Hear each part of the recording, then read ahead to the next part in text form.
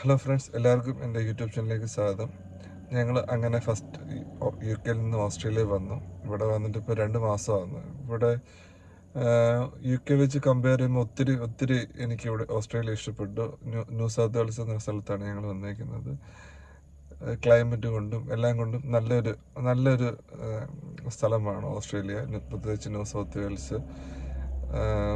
ഇപ്പോൾ നിങ്ങൾ ഓസ്ട്രേലിയയിലോട്ട് ഫസ്റ്റ് വരുവാണെങ്കിൽ ആദ്യമായിട്ട് നിങ്ങൾ ചെയ്യേണ്ട കാര്യങ്ങളെക്കുറിച്ചാണ് ഞാൻ വീഡിയോ പറയുന്നത്. ഫസ്റ്റ് വന്നു കഴിയുമ്പോൾ നിങ്ങളൊരു ബാങ്ക് അക്കൗണ്ട് ഓപ്പൺ ചെയ്യേണ്ടതാണ്. അല്ലെങ്കിൽ നാട്ടിൽ നിന്ന് തന്നെ നിങ്ങൾക്ക് 7 ദിവസം, ഓസ്ട്രേലിയക്ക് വരുന്നതിൻ്റെ 7 ദിവസം മുമ്പ് തന്നെ നിങ്ങൾക്ക് അക്കൗണ്ട് ക്രിയേറ്റ് ചെയ്യാൻ പറ്റും. പക്ഷെ വന്നു കഴിഞ്ഞാൽ മാത്രമേ, ഇവിടെ വന്ന് പിന്നെ ആ ബാങ്കിൽ പോയി ആക്സസ് ചെയ്താൽ മാത്രമേ നിങ്ങളുടെ ബാങ്ക് അക്കൗണ്ട് ആക്റ്റീവ് ആകത്തുള്ളൂ. അതിൽ ഞാൻ ഇവിടെ വന്നിട്ട് തന്നെയാണ് അക്കൗണ്ട് സ്റ്റാർട്ട് ചെയ്തത്. അക്കൗണ്ട് സ്റ്റാർട്ട് ചെയ്യുക.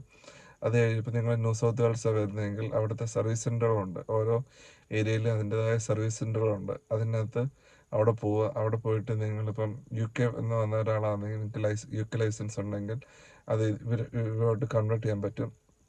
ആദ്യമായിട്ട് നിങ്ങൾ ചെയ്യേണ്ടത് യു കെ നിന്നുള്ളവരെ കൺവേർട്ട് ചെയ്യണം.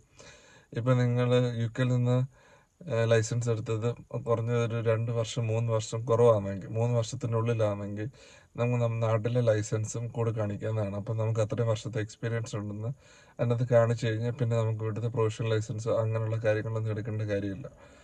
പിന്നെ അതിനെപ്പറ്റിയുള്ള വിശദമായ വീഡിയോസ് ഞാൻ പിന്നെ ചെയ്യുന്നതായിരിക്കും.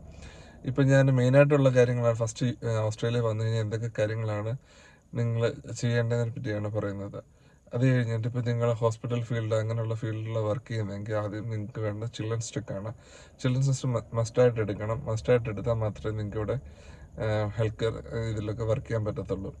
അപ്പം അത് മസ്റ്റായിട്ട് എടുക്കുക. അത് വന്നു കഴിഞ്ഞ് ഇവിടെ ന്യൂ സൗത്ത് വെയിൽസിൻ്റെ ഹെൽത്ത് സർവീസ് ചെന്ന് കഴിഞ്ഞാൽ അവർ ഓൺലൈനിൽ തന്നെ അതിന് കുറച്ച് എമൗണ്ട് ഉണ്ട്, എത്ര £80 $80 എങ്ങാണ്ടാണ്.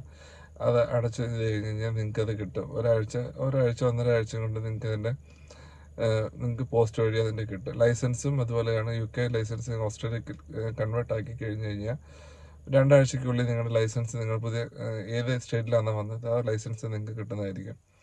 അതുപോലെ തന്നെ നിങ്ങൾ മെയിനായിട്ട് ചെയ്യേണ്ട കാര്യങ്ങളാണ്, നിങ്ങളുടെ സ്കൂളിൻ്റെ വീടിൻ്റെ അക്കോമഡേഷൻ്റെ അടുത്ത് തന്നെ നിങ്ങൾ കുട്ടികളായിട്ടാണ് വരുന്നതെങ്കിൽ അവർക്ക് അഡ്മിഷന് പിറ്റേ ദിവസം തന്നെ നിങ്ങൾക്കത് അവിടെ പോയി അഡ്മിഷൻ കിട്ടുന്നതായിരിക്കും. ഇപ്പം നമുക്ക് ഏതാ ഇഷ്ടപ്പെട്ട സ്കൂള്, ആ സ്കൂൾ ഇപ്പോൾ നിങ്ങൾ വിത്ത് PR വരുന്നതെങ്കിൽ നിങ്ങൾ സ്കൂളിൽ ഫീസും കാര്യങ്ങളൊന്നും കൊടുക്കുകയും വേണ്ട. ഗവൺമെൻറ് പബ്ലിക് സ്കൂളിലാണെങ്കിൽ ഫീസും കാര്യങ്ങളൊന്നും കൊടുക്കണ്ട. അല്ലാതെ വേറെ ഏതെങ്കിലും PR അല്ലാത്ത വിസകൾ വരുന്നതെങ്കിൽ നിങ്ങൾ ഒരു തുക ഫീസായിട്ട് കൊടുക്കേണ്ടി വരും. അതെല്ലാം നിങ്ങൾ സ്കൂളിൽ ചെല്ലുമ്പോൾ അവർ ഡീറ്റെയിൽ ആയിട്ട് നിങ്ങൾക്ക് കാര്യങ്ങൾ പറഞ്ഞു തരുന്നതായിരിക്കും. പിന്നെ നിങ്ങൾക്ക് അത്യാവശ്യമായിട്ട് വേണ്ട മെഡിക്കെയർ കാർഡ്. ഇപ്പോൾ നമ്മുടെ ഫാമിലിക്ക് വേണ്ടിയല്ലേ ഒരാൾ അപ്ലൈ ചെയ്താൽ മതി. നമ്മുടെ എത്ര പേരുണ്ട് നമ്മുടെ ഫാമിലിയിൽ അവരെല്ലാവരും ആഡ് ചെയ്ത് നമുക്ക് മെഡിക്കെയർ കാർഡ്, ഇവിടെ എന്ത് കാര്യത്തിനും ഇവിടെ ചോദിക്കുന്നതാണ് മെഡിക്കെയർ കാർഡ്. നമ്മളിപ്പം ഏത് കാര്യത്തിന് പോയാലും മെഡിക്കെയർ കാർഡ് ഉണ്ടെങ്കിൽ മാത്രമേ നമ്മുടെ കാര്യങ്ങളെല്ലാം നടക്കത്തുള്ളൂ.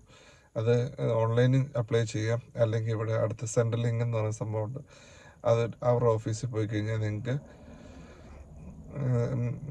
എന്താണ് മെഡിക്കെയർ അപ്ലൈ ചെയ്യാം.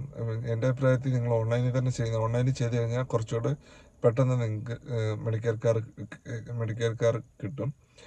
അല്ലാതെ നിങ്ങൾ സെൻട്രൽ ലിങ്ക് പോകുകയാണെങ്കിൽ കുറച്ചുകൂടെ ടൈം എടുക്കും, ഒരു 5-6 മാസമെങ്കിലും എടുക്കും മെഡിക്കെയർ കാർഡ് കിട്ടാൻ വേണ്ടി. പിന്നെ അതുപോലെ തന്നെയാണ് ഓസ്ട്രേലിയ. ഇപ്പോൾ യു കെ വെച്ച് ഞാൻ ഇനി അതിനെ പറ്റിയുള്ള വീഡിയോസൊക്കെ കുറേ വരുന്നതായിരിക്കും. ഓസ്ട്രേലിയയും യു കെയും പറ്റിയുള്ള കമ്പാരിസൺ എന്ന് പറഞ്ഞു കഴിഞ്ഞാൽ ഇത് ഞാൻ യു കെ പോയി ആദ്യമൊക്കെ ഒത്തിരി ക്ലൈമറ്റും പ്രശ്നവും കാര്യങ്ങളൊക്കെ ആയിട്ട് ഒത്തിരി ഡിപ്രഷനും കാര്യങ്ങളൊക്കെ ആയിരുന്നു. ഇപ്പോൾ ഇവിടെ വന്ന് പിന്നെ അങ്ങനെയുള്ള സംഭവങ്ങളും കാര്യങ്ങളും വൈഫിനാണെങ്കിലും ഡ്യൂട്ടിയെല്ലാം ഹാപ്പിയാണ്, കുട്ടികളാണെങ്കിലും സ്കൂളിൽ ഹാപ്പി. ആദ്യം ക്ലൈമറ്റ് നമുക്ക് കുറേ ഔട്ട്സൈഡൊക്കെ നമുക്ക് ടൈം സ്പെൻഡ് ചെയ്യാൻ പറ്റും. യു കെയിലായിരുന്ന സമയത്ത് നമുക്ക് ഈ തണുപ്പ് കാലം അധികം പുറത്തൊന്നും പോകാൻ പറ്റത്തൊന്നുമില്ല. ഇവിടെ തണുപ്പുണ്ടെങ്കിലും ഇപ്പോൾ യു കെയിൽ നിന്ന് വരുന്നവർക്ക് തണുപ്പിൻ്റെ പ്രശ്നമുള്ളവർക്കാണെങ്കിൽ ഓസ്ട്രേലിയ നിങ്ങൾക്ക് ധൈര്യമായിട്ട് വരാം. അങ്ങനെയുള്ള പ്രശ്നങ്ങളൊന്നും ഇവിടെ ഇല്ല. അധികം തണുപ്പ്. ഇപ്പം മെൽബൺ ഏരിയയൊക്കെ കുറച്ചുകൂടി തണുപ്പും കാര്യങ്ങളും, ഏകദേശം ലണ്ടൻ്റെ ഒരു ക്ലൈമറ്റ് ആയിരിക്കും മെൽബണൊക്കെ. ബാക്കിയുള്ള സ്ഥലങ്ങളിലെല്ലാം ന്യൂ സൗത്ത് വെയിൽസ് ഞങ്ങൾ താമസിക്കുന്ന സ്ഥലത്താണെങ്കിലും അധികം തണുപ്പിനും കാര്യങ്ങളൊന്നുമില്ല. മെഡിക്കെയർ കാർഡ് അത്യാവശ്യമായിട്ട് നിങ്ങൾ എടുക്കണം.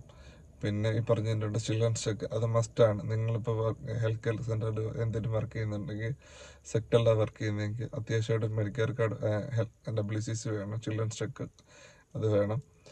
പിന്നെ ഓസ്ട്രേലിയ എന്നെ സംബന്ധിച്ചാണെങ്കിൽ എനിക്ക് ഒത്തിരി ഇഷ്ടപ്പെട്ടു Australia. Australia is A beautiful place. എന്ന് വെച്ച് കഴിഞ്ഞാൽ ബ്യൂട്ടിഫുൾ, ഇപ്പോൾ നമുക്ക് യൂറോപ്പിൻ്റെ അത്രയും പ്രകൃതി സൗന്ദര്യം ഉണ്ടോ എന്ന് ചോദിച്ചു കഴിഞ്ഞാൽ അത്ര ഇല്ലെങ്കിലും, പക്ഷേ ഓസ്ട്രേലിയ ഒരു ഡിഫറെൻറ്റ് നമുക്കൊരു ഫീൽ തരും. നമ്മുടെ ഇപ്പം വർക്ക് എൻവയോൺമെൻ്റ് ആണെങ്കിലും എല്ലാ കാര്യങ്ങളും കൊണ്ടും ഓസ്ട്രേലിയ കുറച്ചുകൂടെ ബെറ്ററാണ്. കുറേ കാര്യങ്ങൾക്ക് കുറേ ബെറ്ററാണ്. പിന്നെ എൻ്റെ അടുത്ത വീഡിയോകളിൽ എങ്ങനെയാണ് ഓസ്ട്രേലിയയിൽ വന്നു കഴിഞ്ഞ് കഴിഞ്ഞാൽ നമ്മൾ പുതിയതായിട്ട് വണ്ടി എടുക്കുന്നതെന്നോ അതിനെപ്പറ്റിയുള്ള വിശദമായ വീഡിയോസ് എൻ്റെ യൂട്യൂബ് ചാനൽ നിങ്ങൾ വാച്ച് ചെയ്ത് അതിനെപ്പറ്റിയുള്ള ഡീറ്റെയിൽസ് പറയുന്നതായിരിക്കും. ഇപ്പം എൻ്റെ സ്റ്റാർട്ടിങ് വീഡിയോ ആയതുകൊണ്ട് ഞാനിത് എൻ്റെ അനുഭവങ്ങളാണ് നിങ്ങളോട് ഞാൻ ഷെയർ ചെയ്യാൻ പോകുന്നത്. അപ്പോൾ ഇതൊക്കെയാണ് എൻ്റെ വീഡിയോസിൽ ഇതിനകത്ത് ഫസ്റ്റ് പറയുന്നത്. ഇനി എൻ്റെ വീഡിയോ ഇഷ്ടപ്പെടുന്നുണ്ടെങ്കിൽ ഞാൻ ഇനിയും ഓരോ കാര്യങ്ങളെപ്പറ്റി ഈ വീഡിയോയിൽ ഷെയർ ചെയ്യുന്നതാണ്. നിങ്ങൾക്ക് ഒത്തിരി ഹെൽപ്ഫുൾ ആയിട്ടുള്ള കാര്യങ്ങളായിരിക്കും ഞാൻ ഷെയർ ചെയ്യുന്നത്. അപ്പോൾ എൻ്റെ വീഡിയോ ഇഷ്ടപ്പെട്ടിട്ടുണ്ടെങ്കിൽ thank you so much. By.